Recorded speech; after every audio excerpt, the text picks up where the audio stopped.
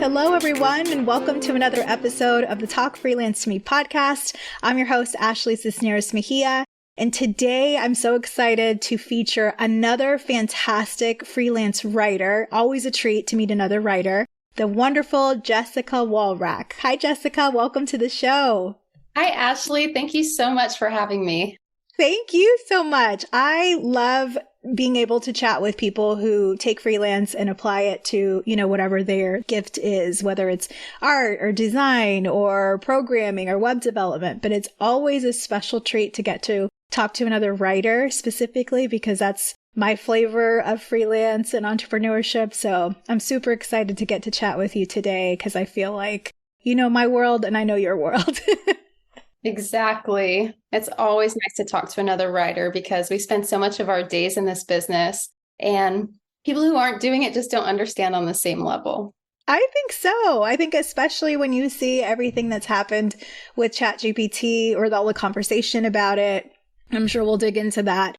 I think writing, I'm defensive of it. I'm protective of it. I'm protective of other writers because I feel like there's nothing like a living, breathing, human, soul-having person. We write in a different way that a robot just never can. And I'll always absolutely think that. So awesome. So Freelance fam, I'm going to read to you a little bit from Jessica's bio so you can get to know her more.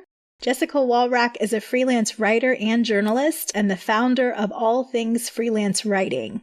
She covers personal finance topics for many leading national outlets, including CBS News, U.S. News and World, USA Today, and Investopedia. All Things Freelance Writing is her passion project. It's a community and brand that she founded in 2022 to help writers build their ideal businesses. She offers social groups, a weekly jobs email and job board, a blog, a podcast, and a vetted directory of writers, and much more. So definitely check her out. Jessica, thank you again. I'm so excited to talk with you. So how did you first get into this freelance world? Yeah, so it all started about 10 and a half years ago. And my husband and I were both working out in traditional style jobs. Our son was 5 at the time, and he was in daycare or with grandparents or babysitters. And we just kind of reached a point where we were like, we're not really happy. We're not really seeing each other very often. Both of our jobs were very demanding. We'd work nights, weekends, sometimes holidays. Retail life is crazy.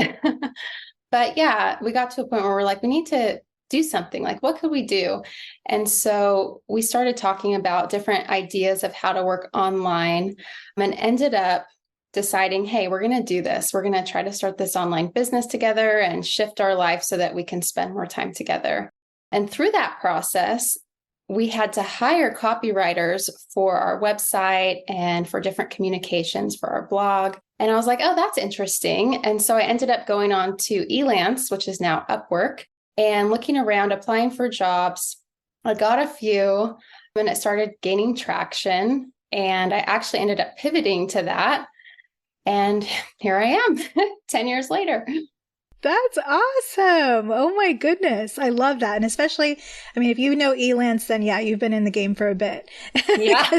That's one of like the first, I feel like it was Elance it was like one of the first ones way before some of the more sophisticated marketplaces that we see now. So yeah, it was Freelance and Odesk were the biggest at the time. Odesk. And was Odesk the one that would watch you?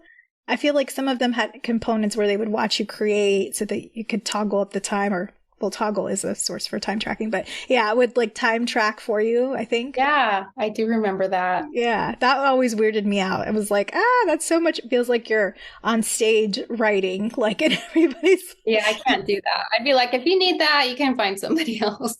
Right. Yeah. I just can't work that way. That's so interesting. And so you mentioned the retail sales, and I'm thinking immediately when we're talking about that, like the holidays and Black Friday and just these times where, yeah, I could imagine you wanted to be home with your husband and your little son at the time, and just how that retail background, how that impacted your work now. How did this background in selling directly to consumers and then later in B2B affect the way that you write content? Yeah. So, it's kind of funny when you look back in hindsight and you see your path and how things kind of like built on each other to help. And that was definitely the case with that past career. So although it did lead me to a point where I was like, I got to get out of this, I am thankful for it, for the lessons that I learned. And so one of them, I would say, was just the sales fundamentals. The company I worked for was T-Mobile. I started as a part-time sales rep, and then I built my way up to being a store manager. And they really invest in, or they did at the time, in employees and their development. And so they sent me to different sales trainings where you're really like role playing and learning the different steps of the sales process. And then I was on the sales floor almost every day, greeting customers and had to hit a quota. And so just having all of that experience, I felt when I started writing, it's still sales. Everything I was doing is copy and content for companies, helping them to move their customers through a funnel. So I'm like, okay, I already know all of the basic steps that I'm going through, but instead of talking it through in a conversation, it's coming through these assets. So that was hugely helpful. And then on the B2B side, that's a whole different game. But I think the biggest, most important lesson I learned there was just about the 3% rule, which is I would get lists of companies to call. So I would sit in the office and just call, trying to see if they wanted to switch over to T-Mobile, with their whole business plan. And at first it's really hard and demoralizing because you just get no, we're not interested, or they hang up, or people don't want to hear anybody just calling them out of the blue for the most part, But what I learned was about 3% of every 100 people that you call are going to say yes or be interested. It's just a principle that occurs out there in cold pitching, not just at T-Mobile, but across the board. So that kind of gave me hope. It was like, I'm not just getting no's. Every no is moving me closer to a yes. And that proved true again and again. And so when I was starting my freelance writing business, I had to put in tons of pitches, reach out to companies, but I knew that it wasn't hopeless if everyone was telling me no. So I would get no's and no's, and I'd be like, I just got to keep going until I start getting those yeses. And sure enough, that was the case once again. That is so cool. I'm thinking about a lot of freelancers, and I know you work with a lot of freelancers too. It feels like a lot of us get nervous when it comes to asking for the sale. We love talking about the strategy and the story, but then when it's time to actually like ask for the business, talk about invoicing, talk about cost, and I don't know what it is. I don't know if it's a function of writers sometimes not being respected or valued. People think what we do is easy, but I love that you're bringing that experience to this world because that's what you did. You literally called people who weren't really expecting your call, and you're asking for their business, and being able to develop that thick skin and that comfort with rejection, because you need that in our world. That's so interesting. You absolutely do. And just to not take it personal. It's easy to just feel like something's wrong with me, or I'm not meant for this, or, I think that's very common to feel that way, but just to realize, no, you are, you just got to keep going. And I think you can definitely improve those odds as you start to identify your ideal customer and you start to build your brand and all those things. Those numbers go up and you don't deal with rejection as much. But in the beginning, it's so normal. And I have so many writers that reach out to me like, I don't know what to do. This isn't working. Feeling all that self-doubt. And I'm just like, you got to keep going. Like I sent 40 applications before someone gave me my first shot. 40. So I just try to put that into perspective. That's so cool. I love that. That's so inspiring. It really is a numbers game. And, even now I feel like there was a lot of chatter in the industry about, what the recession or, this economic downturn that we've been in, what that means for us. And in certain forums, I've seen people talking about that. Are things slowing down? It feels like things are slowing down, and really just having that ability to get back up, to pitch somebody else. That's how we weather these storms, is just being able to like keep going. And it is a numbers game. That 3% is going to come somehow. That's really cool. So I was checking out your website and I love the tagline that you have: great content, no headaches. Because I really think that's what clients want. I think that's what customers want for everything, right? We just want what we need. It could be a product or service, and we want the experience to be easy. Can you tell us more about this? How have you intentionally designed your customer experience to be easy? And how can other freelancers kind of think about those things in their own processes? Yeah, well, I'll start by saying that I definitely did not start out this way. I learned so much just from having things go wrong and taking notes and then asking myself, how can I prevent this in the future? Over and over 10 years. But yeah, I would say after about 7, I really started to dial in, okay, how can I just make this as easy as possible, seamless on both sides? And I would say the very first thing that you should do is vet your clients. You have to choose carefully who you're going to work with, because it's impossible to deliver a seamless, great experience to somebody who's not organized and can't provide you with what you need as a writer, because you're just going to find yourself, spinning your wheels. And they're going to be trying to figure out what they want through trial and error with you, which is not a fun place to be as the writer, trying to guess. And then they're like, oh, actually, I figured out that I want this. And I mean, if you're going to be paid as a strategist or something, then that can make sense. But when you're just supposed to be delivering the deliverable of writing, it's much better when they are all organized. They know exactly what they want. So I think that's one of the keys is, interviewing clients, making sure that they need what you offer, what's in your expertise, and that they're organized and ready to be a great partner. And then once that's set, I think it's carefully reviewing all of the details of the project, planning a deadline that's reasonable, that you're not going to feel rushed. We're going to have enough space and time to give it your best. And things do go wrong sometimes. I try to meet all my deadlines or beat them, but life's crazy sometimes. But I think it's also important just to let the client know as soon as possible if you need an extension. And most of the time, they'll be understanding. And then doing the best you can to double check everything that you have to make sure everything meets all the requirements. Asking for feedback. I specialize in one service, and I've been doing it 5 days a week for 3 years. So I have it pretty dialed in, but I'm still going to turn it in and say, tell me all the feedback you have. We have 2 revision rounds we can go through. So gather all your thoughts. Let's talk about it. I'm totally open, and I try to get aligned as close as I can to exactly what they need. And then I just ensure that they're happy. And throughout the whole process, I want to be proactive, positive, professional, friendly. Never want to leave emails kind of like sitting around for more than a day or 2 business days. Not over talking to them or telling them too much because they're busy, but also not being short. So there's just kind of like this balance that I find.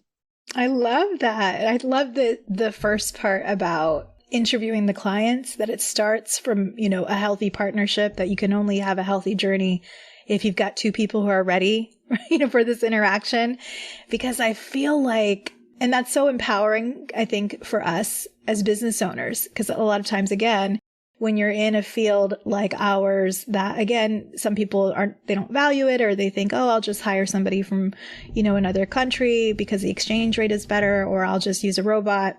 They don't always come to us, understanding, like it's very much of, you should be happy that I'm just giving you business. And I feel like, no, that's not, we're service providers. We are business owners. We have expertise that's hard won from years and years and years of practice and investment and courses and certificates and college or whatever. So I think having that respect for ourselves and our businesses, in finding and knowing that you don't have to accept every client that reaches out, and that we're not in a place of, oh, I'm a starving writer, I'm a starving artist, and I just need to accept anybody with a pulse and $1. And no, because when we get to those, when the business relationship starts in that way, I think it's just a recipe for disaster. So I love that was your first point. I think that's really, really And what you're saying right there, I mean, I think that's one of the most important things for freelance writers to understand. And it was the biggest shift in my business. It's just that switch in mindset from surviving to thriving, from being like an employee mindset to being a business owner, Absolutely. And it's not just when you get on a discovery call, I think it's easy to be like really nervous. Like, what are they going to ask me? Am I good enough? But switching that to, are they good enough? Are they the right fit? Are they, my ideal client? I think is huge. Like we should be interviewing them and asking them questions about their systems, about their strategy, about all of these things to make sure that they're ready. Both sides have to be on the same page. I love that. And I think that's true. If they have a fundamental business issue, an operations issue, a customer service issue, or the person who's answering their phone is not friendly or doesn't follow through on tasks, then we can write the most glowing copy on their website. We can write the most beautiful press release, but the customers are not going to stay, or they're not going to have those conversions or that retention that they might be looking for. And they may be looking at us as the writers, like in terms of, did the copy that we generate, did it achieve what they're looking for? But again, if they have glaring issues, we're not fairy godmothers that we could just solve all the problems, right? Right. I love it. The strategy definitely has to be in place. Yeah, I think so. And so part of this, some of the stuff that we're talking, I mean, I think that you cover, you help other writers with through all things freelance writing. I love that you have this online community. And can you tell us more about what you have to offer writers just like us, maybe ones that are even just starting out and are brand new to this world? Yeah. So as I've talked about a little bit, freelance writing has had a profound impact on my quality of life. Now that my son's 15, he's about to drive, he's going off in his own world, about to be an adult.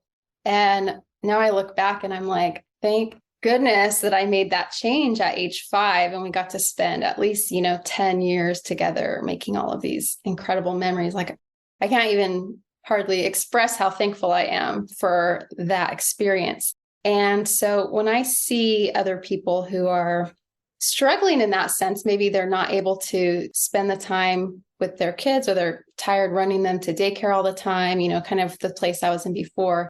I just felt a strong need to want to help more how I can, just based on my journey. And I know a lot of other freelance writers in the industry who have had similar experiences, and they've had a different journey and different lessons along the way that are also valuable and that are helpful for up and coming writers to know. So all things freelance writing really tries to bring together the voices of experienced writers in one place through our blog and podcasts and social channels on an ongoing basis, just so you can go there and find answers and they're not like token answers you're going to find just by searching the web. It's real people who have been through experiences, and they're sharing the steps they took, what actually worked, what didn't work. And aside from that, we also have the jobs email, which goes out every Friday, which one of the hardest things when getting started is just finding the work. Like I said before, you're putting all the pitches in. And so the job board, we search the internet each week on different social media platforms online to find people who are looking for writers. And we put it all together in a list. So you can go through and see, it's not a cold pitch. They're asking for writers. So you already have a better chance, and you're sending a pitch based on what they're asking for. So that's been growing, and we've been focusing on making sure that goes out each week. And then we've also started this new branch where we help businesses to find writers that are going to give them a great service experience with no headaches and all that. So writers can apply to join our vetted directory, and we have a list of requirements like 2 years of experience, samples that are error-free and show expertise and online brand, those sort of things. And then once writers are approved, they get into this list that's open. Anyone can see it. And then business owners can also come to us if they need a writer, and we'll match them with 3 writers from our directory. So we're kind of helping business owners, and then we also want to help writers in another way to find work. So that's our current things that we've been working on lately. That is awesome. I really, really love that. I especially like that piece for the businesses, because a lot of times I've been a freelance writer, but I've also hired freelance writers. And sometimes, it's been hard. And I don't know if you've experienced that too, right? There was Oh my gosh. another podcast that I heard, and somebody was talking about, they were giving advice, kind of talking shop like us. And they were sharing, just meet your deadline, or like, it was very basic things, like in terms of best practices. And I thought, it's sad that we have to say that, but we need to say it, because there's a lot of freelancers who are they're not really communicating. They're not really turning stuff in. So the fact that you offer that for business owners to save them time and to get them someone really competent, that's super valuable. I really like that. Yeah.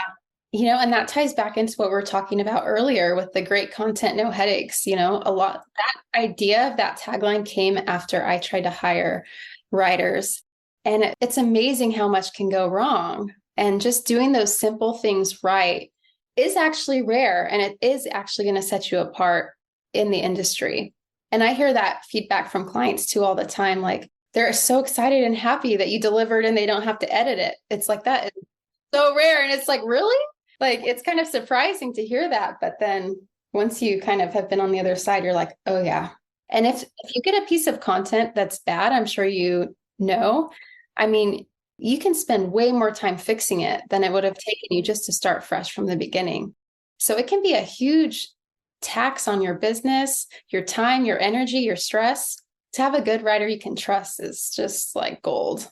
It really, really is. Finding somebody who also just, does their homework, kind of researches the business, kind of sees what the goal is, puts the clients first, and kind of understanding, I might not be writing for the client, I'm writing for the client's customers, and understanding like the target audience and what we're really trying to achieve here.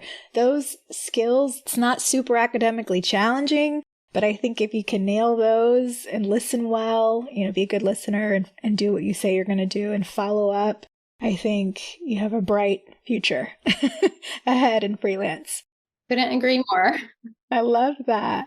Super cool. And so you mentioned this a little bit, that you are really grateful to freelance, to making those decisions so many years ago, 10 and a half years ago now, because it gave you that flexibility and more time with your son.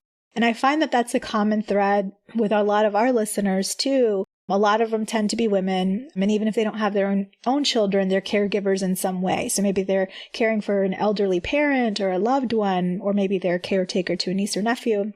And you have actually done freelance you've been able to have more time with your family. And I know that you've lived abroad. I think you lived in Costa Rica, if I remember correctly. Mm-hmm. That's super cool. Can you share some more about how freelance has allowed you to balance your family life and even work from another country? Yeah. So once we got the online business going and all of that, we're like, my husband and I had always loved to travel. And so we just had this dream of heading out and seeing what was going on in the world. So yeah, once that was a possibility, we were like, let's do it.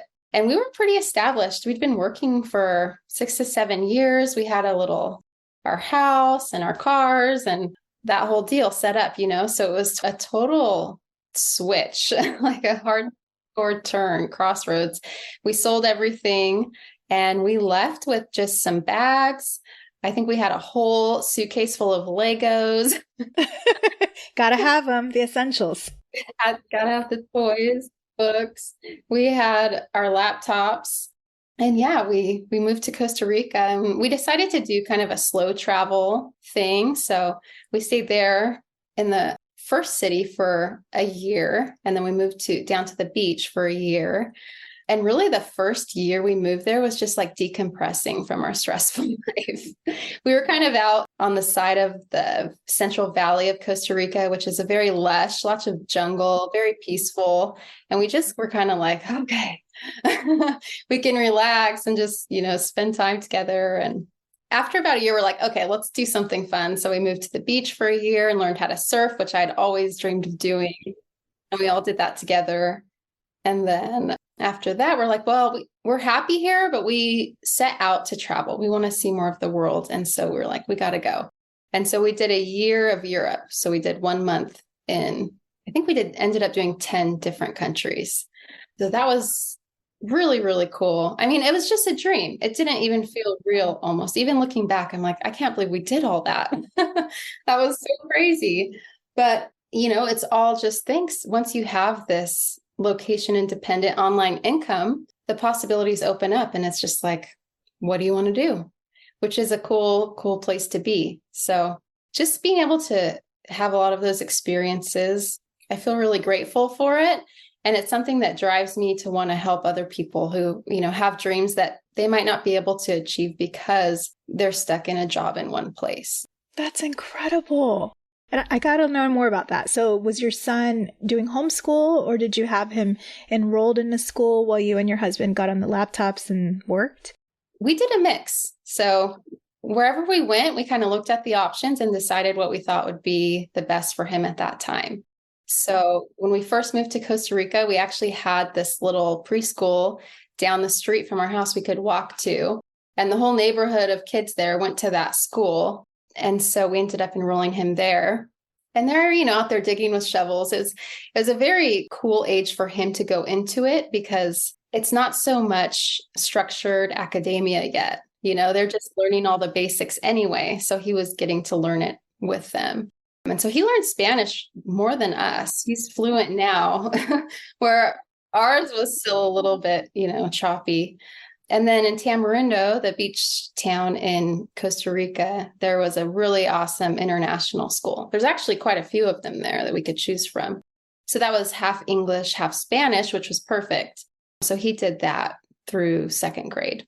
And then Europe, we did online school / kind of world schooling, where we were incorporating museums and history and art and all that stuff into our lesson plans as we went, which was so much fun. So cool. I really enjoyed that. After that, we moved to the Riviera Maya in Mexico. Oh my gosh. So we're kind of in the Tulum area. And then we went to Cozumel, and there's a lot of expats there. So we met a community of people with kids, and we were in kind of like a homeschool co-op the first year. And then we fell in love with Cozumel. We ended up staying there for 3 years, and there was a good international school there, which was half Spanish, half English. So he went there for 3 years before we decided to move back. So yeah, it was a mix. Oh my goodness. So he was around 5, I guess, when you started this journey? And then so when he got back, what grade was he in when he returned? So he was going into 7th. Into 7th. Wow. Yeah. So we wanted him here for junior high and high school. Okay, that makes sense. And that was during COVID. So that was kind of a hard re-entry because it was like online school and nobody could go and meet people and stuff. So that was kind of a tough phase, but luckily all that's kind of passed. I think you should write a book just about that. Just about that for people like me who are freelance, who have kids, who want to do that, but maybe don't know how to balance I think I would want to party all the time. I don't know if I would have the discipline to get out and start writing at the beach and, the waves. Okay. And that's a fair point because I would say my business was just surviving while I was doing that. I was experiencing life. I was focused on that. It was very exciting. And so it wasn't really until we came back to the States in 2020 that I would say my business really, I fine-tuned it. I started all things freelance writing. You'll see a lot more excitement in my business after that point. Yeah, with good reason. I mean, you were living, and I love that. And I think that's the dream, right? You hear people who have lived in other places talk about just this hustle culture we have here in the States, and just how that's just so different than the way the world approaches work. So I think that's so cool that you have that you guys did that for yourselves, for your family, and for your son. So from an early age, he got to see, there's more than one way to approach work and education and learning. Everything about life. Yeah, everything. Just the whole philosophy. I love that. We honeymooned in Costa Rica, and it's so funny that you live there because I always told my husband, I was like, that's where I want to retire. Me too. It's just, oh gosh, it's so beautiful. What part did you go to? We went to Flamingo Beach. We went to Tortuguero, which I guess is in the northeast. I can't remember. By the Caribbean, we went to Arenal, the volcano area. Yeah, I love that area. Yeah, I feel like we went to a couple where the turtles were at, middle, and then we went to the beach. We went on the coast, right? It's between the border of Costa Rica and, is it Nicaragua that's under? Uh-huh. Now I'm forgetting, but I remember. No, Panama's under Nicaragua. Panama. It was Panama. Was it Limon? Does that sound familiar? Yeah, on the Caribbean side. Yes. So we went there. I was like, man, this is the type of lifestyle I was meant to live, because it was just so chill and slow, and that island. Everything's so lush and amazing. Oh my gosh. It's absolutely gorgeous. That is so cool that you did that. Do you think that you'll take your business abroad again later? Do you have plans for that? Yeah, we're here. Well, my son is doing high school and getting his roots and figuring out what he wants to do, but I definitely am itching. That's so cool, Jessica. And Costa Rica is my favorite, so I can't see not going back. Oh, that's so cool. Very cool. That just sounds like #goals, like the kids say. Yes. Very cool. That's so neat. So we've had a lot of trends in writing as of late in the last year, I would say. I feel like the beginning of this year, you couldn't open an email or attend a conference or log onto a webinar in this world without somebody talking about ChatGPT and how it was going to tank our industry, and just we were all going to be retired by force. Was your business impacted by this for better or for worse, or did it not even make a blip on your side? Yeah, it was quite a shock. I definitely was shocked by how far it came in such a big leap. Like, it was so bad, and then all of a sudden it was coherent, which was pretty surprising for me. And I feel like at the start of the year, between that and all of the threats of a recession, the crazy inflation, a lot of businesses were just kind of like scared and they were holding off on launching their content plans and hiring. There was just kind of like this pause, I felt like, for a month or two. And a lot of the other freelancers in the community were kind of saying the same thing, like, where's the work? What's going on? That sort of thing. But now, looking back and looking at the whole thing, it hasn't really impacted my business very much. Most of my clients say that it is not allowed. You cannot take content from ChatGPT and use it, copy and paste it, and use it as your writing. If they find out that you are, they're going to be done with you. They don't want it. And so I agree. I have a few websites of my own, and I've experimented with it just to see, and I find that it takes me longer. Just like if you get a piece of writing from a bad writer, it takes me longer to fix what ChatGPT spits out than it would for me to start fresh, because not only is it generic, boring, repetitive, but you can't trust it. You have to go back and check every single line to make sure if it's accurate. So I'd rather start with a clean slate, say what I mean, and make sure that every single thing is true along the way, than go back and try to piece this thing back together. But perhaps if you're not a writer, that might be a good way to start, just to kind of figure out what to do. But I have to say, I'll give credit where credit is due. I do think that it is a cool tool that can be useful for certain things. Like, I like to use it to brainstorm titles for blogs, meta description ideas. And sometimes I'll take my piece and paste it in there and ask it for feedback. And it analyzes it, and it will tell you areas where you might want to add more or less, or things like that. So I do find it helpful, but I don't think that it's a replacement for an experienced writer.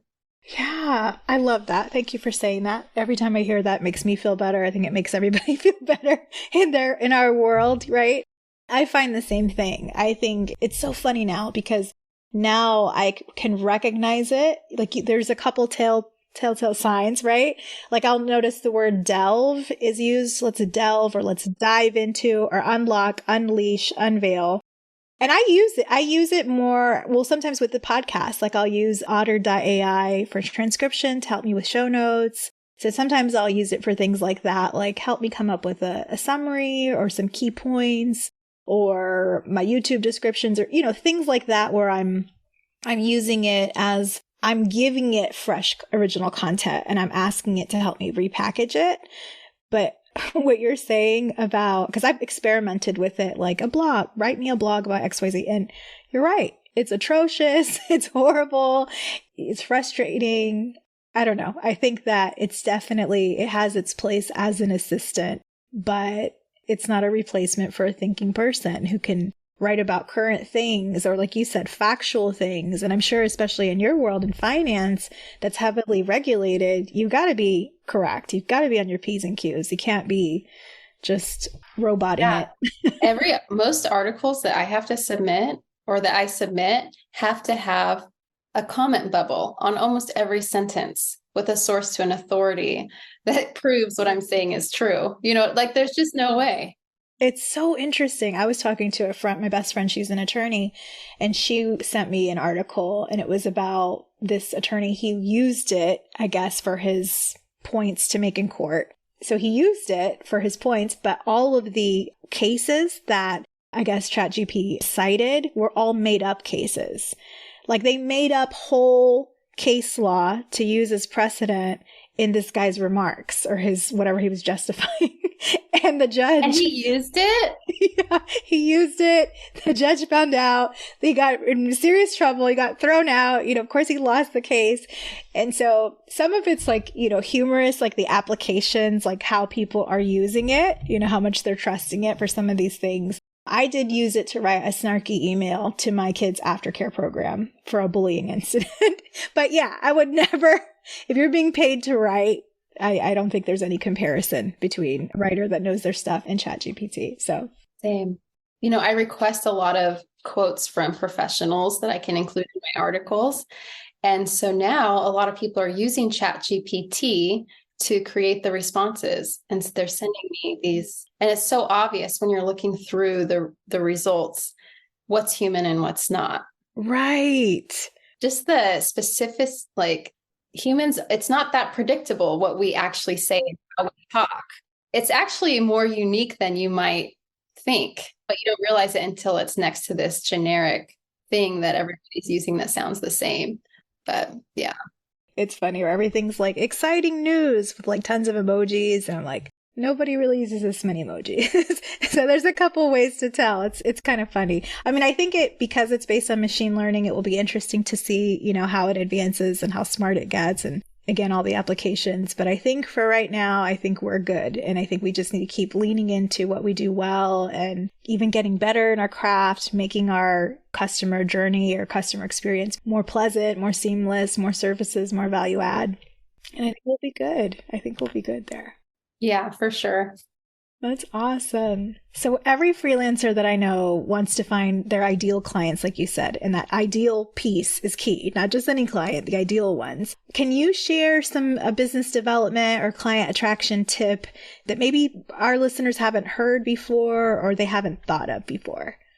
I would say if you want to find clients that pay well and have the budgets to afford your rates, it's important that they are profitable and growing and that they have a lot of money, because if they don't, they're not going to have the money to spend, no matter how nice they are, how great they are to work with. They're not going to have the budget.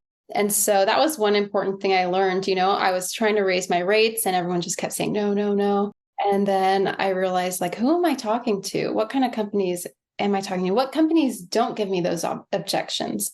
And after reviewing it, it's like, okay, certain industries, are going to have higher budgets, and then certain companies within them are. So I think it's important to think about it through that lens. And you can look on places like Crunchbase to see companies' revenues and their trends. You can just look for the companies that are at the top of Google and are at the top of the niches that you're working in. And then one thing I've been hearing from a lot of writers lately is to follow the news updates for the companies that are receiving funding from angel investors and VCs and those things, because they're pumping millions into these companies and then they need to launch their marketing strategies. So if you see a company that comes up, they just got funded and they're in line with, what you want to do, that can be a good company to add to your pitch list. I love that. Very, very cool. That makes sense. Go where the money's at. I feel like early in my freelance career, I would hang out around these startup pitch contests and these startup boot camps and, because I love entrepreneurship. But the problem was everybody there was just starting out And so everybody wanted web copy, or they wanted help with their sales collateral or their pitch decks or, whatever, but they were broke. They were the ones trying to get the angel investment or the VC funding. And so I think what you're sharing about finding customers that are established or that just have the money, that are maybe not brand new, maybe have been, or if they are new, maybe that they have that funding and that backing so that they're from a strong financial position to be able to invest in our services. So important. And also, like we were talking about earlier, they have the strategy in place. Because again, even if they have all the money, but they don't have the strategy, you can end up in a super frustrating situation where you just can't get anything right because they don't know what they want, So I would just look for somebody who, has really detailed assignment briefs, really detailed style guides, really detailed descriptions of their target customers. All of those things are really good signs that they've put in the work to figure out who they are, who they're talking to, and what assets they need to create to reach their audience. I love that. And I think there's such an opportunity there because there's so many people, so many companies that don't have that. And even for us, with ChatGPT and just looking at other things, I think that's an opportunity for even freelance writers who are listening, who maybe have done market research. You've probably already done half the things that go into like a brand strategy guide where we're studying the target market, looking at competitors, talking about unique selling proposition, all the stuff that we need as the copywriters to create. If they don't have that, that's another way, another service that you might even want to get into, because a lot of our skills translate well because we're already researching. We're already looking at their competitors to see how they speak about themselves, their voice, their tone, how they're positioned in the market. So I think that might be an area of opportunity because too many customers don't have what you're saying. Like they don't have a brand guide or a style guide. So we could help them with that perhaps. For an additional fee, right? Yeah. That's a separate service. And it's a sizable amount. I would say that's the bulk of where the investment goes is into that strategy piece. So that can be a super profitable way if you want to expand your offerings. But then you also have to realize that if you're in charge of the strategy, you're responsible for the results. So you got to be tracking and you got to be cued into, what's working, what's not, adapt as you go, and that whole piece. Super cool. Very true. You've been doing this a long time. 10 and a half years, that is you've seen a lot. Time flies. It really does. You've weathered a lot. What have been the most important lessons that you've learned as a professional writer? Yeah, I think what really stands out to me is the clarity piece. I think when most of us start, it's like you're just excited to get a yes after applying to 40 jobs. It's like, yay, I can make money online. Like that first initial step is exciting. And then once you have a bunch of clients, it's like exciting to have this whole base and all this stuff going on, But I think it's important to get to the point where it's like, what do I really want from this business? How much do I really want to make per year? How many hours do I really want to be spending? What do I really want to work on? What kind of people do I want to work with? All of these things start to add up. And a lot of times it's after somebody reaches kind of a burnout point. Unfortunately, that's how it was for me. But I think it can be helpful to do that a little bit earlier.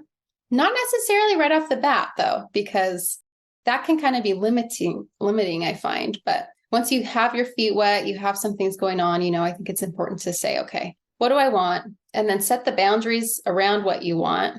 And then you got to have that backbone to stand by them because people are going to be trying to cross those boundaries all the time. Oh my goodness. Ain't that the truth? I think that's the hardest part. Enforcing part, right? It's easy to say, this is how I want to be treated, or this is how I want to conduct business. But it's a whole different ball game to actually put it in practice and redirect people kindly but firmly, when they start to violate a little bit. That's hard, especially when you're a service-based business where we're not really selling widgets, we're selling these services. So, we want the customers to be happy, but we also have to, it's definitely a balance to protect ourselves so that we don't burn out, but to keep them happy and satisfied. So, yeah. And I think you learn a lot of things as you go. Like I said earlier, you just learn and then you put that in your contract. You learn, you put that in Correct. And then I find that clients actually appreciate it, at least the right ones. Once they say, okay, we have 2 revision rounds. So it's like, you can't just keep sending me all these different things from different people. You need to get together, figure out what you want changed, think about it, and then submit it in one to get the most out of your kind of revision process. And I'm not saying that I'm still like, everything's always perfect. And, I never let anyone cross a line or something like that. Like, it's a challenge still, I'll have a gut feeling like this probably isn't right, but maybe it's okay. And then sure enough, I should have said no, that sort of thing. So it's a constant testing, but I think over the years, I've definitely gotten stronger and stronger and kind of better at listening to my gut and sticking to that. I love it. That intuition, man, it's a gift. And it's never wrong. That happened to me a couple months ago. I did a resume for a lady, which I don't really do resumes anymore. Did it, and she didn't pay her money. I had to chase her. It was like a whole thing. And I knew from the beginning, this is not really what I do anymore, but I kind of felt bad. And I knew I should have said no. So it happens. I've been doing this since 2005, and I'm still chasing people sometimes, or, having those awkward conversations. So it's hard. It requires that resilience that we talked about in the onset. It does. And sometimes you just want to be like, I just want to like relax, go with the flow, do my work, but you got to be on it. Yes, totally, totally. So you've done so much from working for clients as a single provider. You have built this beautiful community for other freelance writers. What's next for you? What's your big dream? Where do you plan to take your business now? Yeah, I love that question.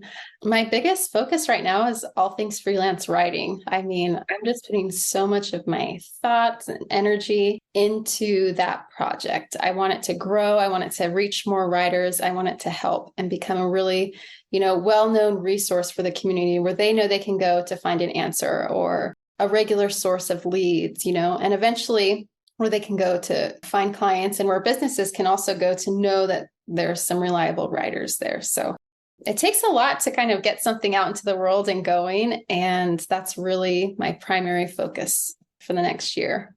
That's super cool. I'm excited for you. And I think I'm excited for our, freelance community, because I think we need more of that. We need all of that. When you think about the nature of what we do, we're literally just staring at our machine. It's very solitary for a lot of us. And you need that community even more because we don't have a water cooler in our house, a lot of us, where we can go and chit chat about shop. So it's great that you're creating these spaces for people to convene and to learn and to even get business. So that's super cool. Thank you so much. And yeah, I mean, I operated by myself for a long time, mostly all while I was traveling, and then joined LinkedIn. Well, I was already on LinkedIn, but I started becoming more active on it in 2020 and met so many other writers and just started talking shop, comparing notes. And it helped so much for me just to figure out what was possible, just to hear like how other people handle situations, how they're charging. It helped me to build the business that I have today, and to build my ideal business where I actually was happy and not feeling kind of like in survival mode. So yeah, I personally experienced just that shift of how powerful it can be to be in a community. So hopefully the one that I've created also will help writers to get to that next step. I love it. I think so. That's super cool. Do you have like a hack or a tip, resource, an app, or something that's really helping you lately that we need to know about? Okay, so I was thinking about this, and something has kind of been helping me lately. So right now in the industry, it's pretty crazy in some aspects. There's a lot of layoffs going on to people who are employed at these like massive tech companies and media outlets and all of that stuff. So people are moving around. Some editors are taking preemptive action and moving around because they don't want to get laid off.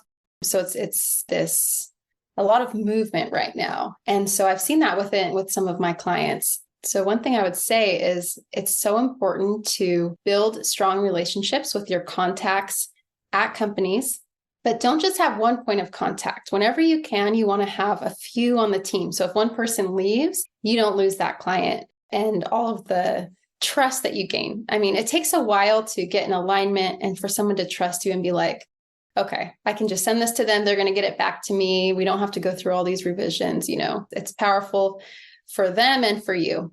So you want to have those relationships, multiple at each company. And then when the people leave, they're most often going to other publications, where they might possibly reach out to you again, where you were there. So you left and then went somewhere else. And then she introduced me there, and then someone from there went somewhere else. And I ended up with 3 clients just from this one thing in this movement of the things. I was like, wow, that was crazy that just happened, like boom, boom, boom, but I think it reflected the importance of just having those strong relationships and jumping right in and meeting people and making a good impression.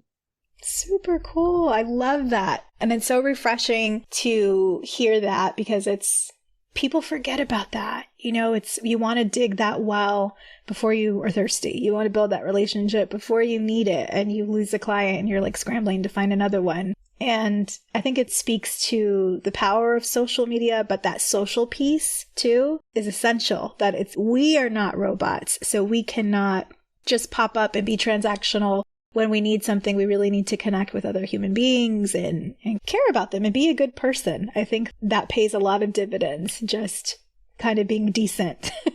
Yeah. And just like what we talked about before, doing those basic things. You show up, you're professional, you're friendly, you get your work done, you reply, you're responsive. They can trust you, all of those things, make sure that those are apparent. And those people are going to want to hold on to you wherever you go, wherever they go.